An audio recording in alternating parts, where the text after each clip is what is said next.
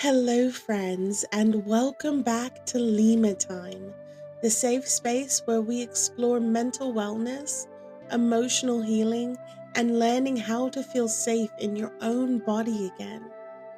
I'm your host, and today we're talking about something deeply important, especially when the world feels like it's spinning out of control: grounding. Whether you're dealing with anxiety or trauma or ADHD or just the chaos of everyday life, grounding can help bring you back to your center.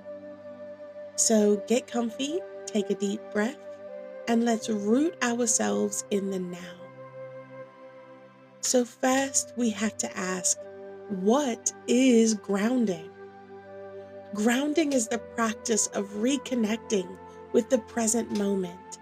It's bringing your mind, your body, and your soul back to the here and now. When we're stressed or triggered or overwhelmed, our brain tends to spiral, relieving the past or fearing the future. Grounding stops that spiral. I want you to think of grounding like an anchor during a storm. It's not about ignoring your emotions. It's about creating a space to safely feel them. There are different types of grounding. There's physical grounding, where you can touch something, or there's mental ones, like listing categories. There's even emotional, like affirmations. I love a good affirmation. And there's even spiritual ones, like imagining yourself growing roots from your feet into the earth. At the end of the day, they're all about the same thing. It's all about reconnecting to yourself, your body, and the moment. So, why does grounding matter? Grounding matters because life is overwhelming. I mean, come on, let's be real. When you're triggered by a memory, panicking in a store, stuck in grief, or spiraling in self doubt, you need tools. Grounding is one of the most accessible tools you can use. It's instant, it's free, and it works. It can help by regulating your nervous system, reducing your panic or disassociation. It can help calm your thoughts, increase your focus, and support trauma recovery. Personally, I remember a day when I had a full on panic attack in a grocery store right after my divorce. Everything, it hit me at once. The betrayal, the loss, the fear. I felt like I couldn't breathe. My hands started to shake. I feel like I was floating out of my body. But I remembered what my therapist many years before that had told me. It told me a coping skill. So I started to name 5 things I could see, and then 4 things I could touch, 3 things I could hear, and then slowly I came back to myself. That's the power of grounding. It doesn't fix the problem, but it gives you space to face it. So, I mean, who can use grounding? The short answer, everyone. You don't need a diagnosis or a trauma history to ground yourself.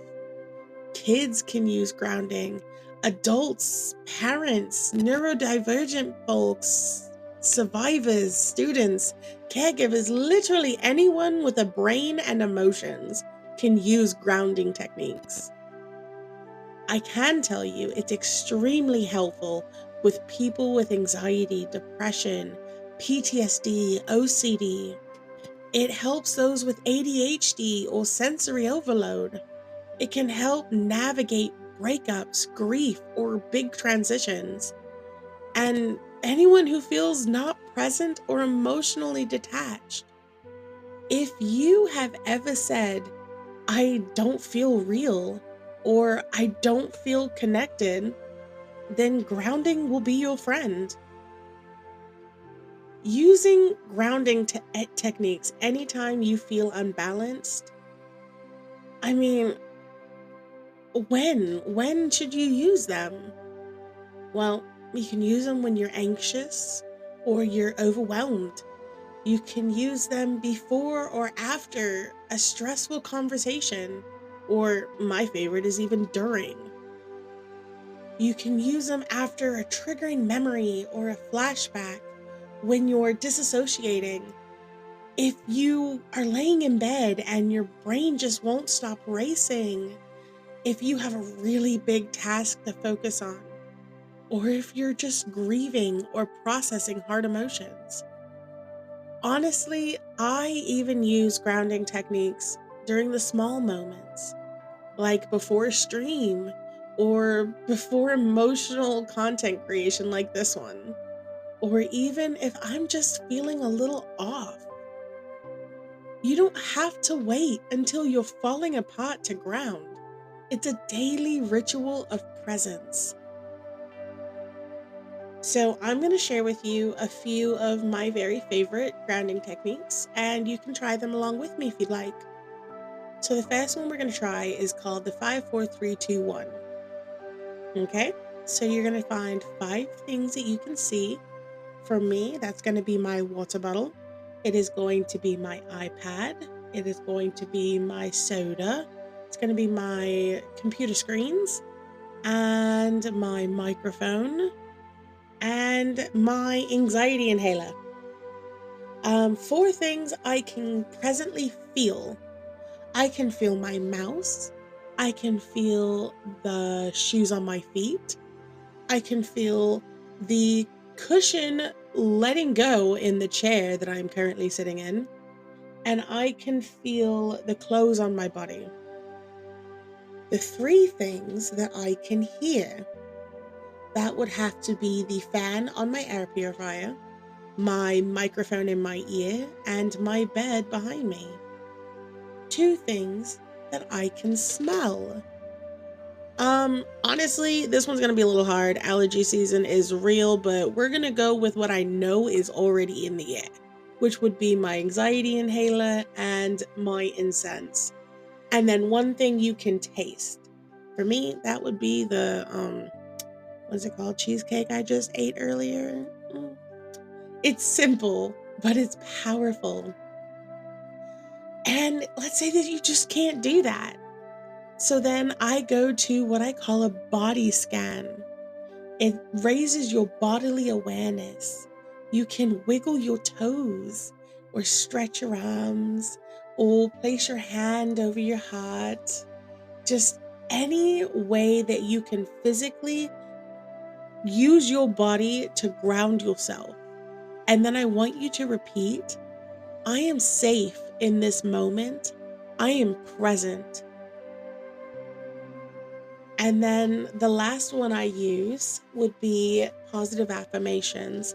If you have watched my channel, then you know I love a positive affirmation. So, a couple of the grounding ones that I use will be I am grounded, I am safe. This feeling will pass. I am present in my body, and I choose to return to myself. At the end of the day, all you have to do is pick 1 or 2 things that make you feel good and make them yours. Grounding is not a fix all, but it is a lifeline. It's how we stop running from ourselves and start coming home to ourselves. So, next time the world spins a little too fast, or your thoughts try to carry you away, I hope you remember that peace isn't somewhere far off. It's right here, inside you, beneath your feet. Thank you for spending this time with me. If you found this episode helpful, please share it with someone who needs it. And don't forget, Lemur Time drops every Sunday at 5 p.m.